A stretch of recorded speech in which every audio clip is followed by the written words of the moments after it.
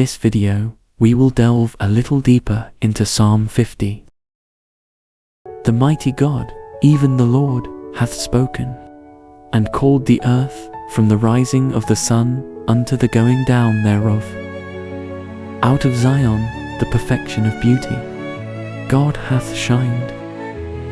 Our God shall come, and shall not keep silence. A fire shall devour before him, and it shall be very tempestuous round about him. He shall call to the heavens from above, and to the earth, that he may judge his people. Gather my saints together unto me, those that have made a covenant with me by sacrifice. And the heavens shall declare his righteousness, for God is judge himself. Hear, O my people, and I will speak. O Israel, and I will testify against thee. I am God, even thy God. I will not reprove thee for thy sacrifices, or thy burnt offerings, to have been continually before me. I will take no bullock out of thy house, nor he goats out of thy folds. For every beast of the forest is mine, and the cattle upon 1,000 hills. I know all the fowls of the mountains, and the wild beasts of the field are mine. If I were hungry, I would not tell thee, for the world is mine, and the fullness thereof. Will I eat the flesh of bulls, or drink the blood of goats? Offer unto God thanksgiving, and pay thy vows unto the Most High. And call upon me in the day of trouble. I will deliver thee, and thou shalt glorify me. But unto the wicked God saith, What hast thou to do to declare my statutes, or that thou shouldest take my covenant in thy mouth? Seeing thou hadst instruction, and castest my words behind thee. When thou sawest a thief, then thou consentedst with him, and hast been partaker with adulterers. Thou givest thy mouth to evil, and thy tongue frameth deceit. Thou sittest and speakest against thy brother. Thou slanderest thine own mother's son.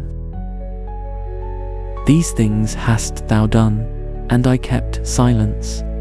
Thou thoughtest that I was altogether such an one as thyself, but I will reprove thee, and set them in order before thine eyes. Now consider this, ye that forget God, lest I tear you in pieces, and there be none to deliver. Whoso offereth praise glorifieth me, and to him that ordereth his conversation aright will I show the salvation of God. But what would the Lord like to teach us? Psalm 50 presents God as the supreme judge, calling his people to genuine worship rather than empty rituals. It emphasizes that God desires obedience, gratitude, and righteousness rather than mere religious ceremonies. The psalm also warns those who live wickedly while pretending to follow him. The mighty God, even the Lord, hath spoken, and called the earth from the rising of the sun unto the going down thereof. God speaks with authority over all creation. He is not a silent or distant God. He gathers his people for judgment, not to destroy them, but to correct and instruct them. His glory shines forth, and he comes as a consuming fire, showing his righteousness and holiness. I will take no bullock out of thy house, nor he-goats out of thy folds. For every beast of the forest is mine, and the cattle upon 1,000 hills. God does not need sacrifices, he owns everything already.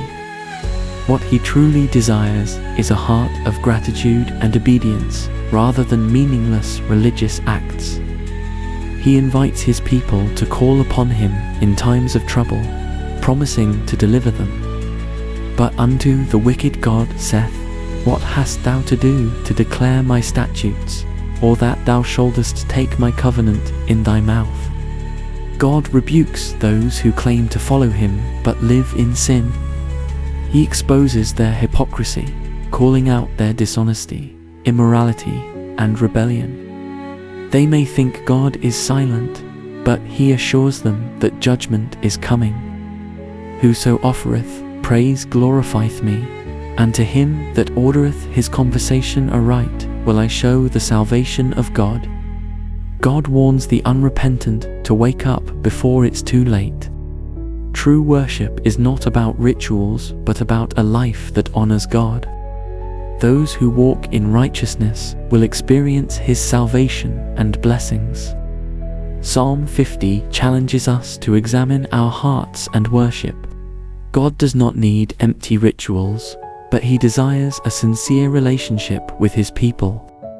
This psalm reminds us that true faith is about obedience, gratitude, and righteousness, not just religious acts. If you liked this brief interpretation, consider subscribing and sharing this knowledge so that we can continue to sow the word of God throughout the earth. Thanks.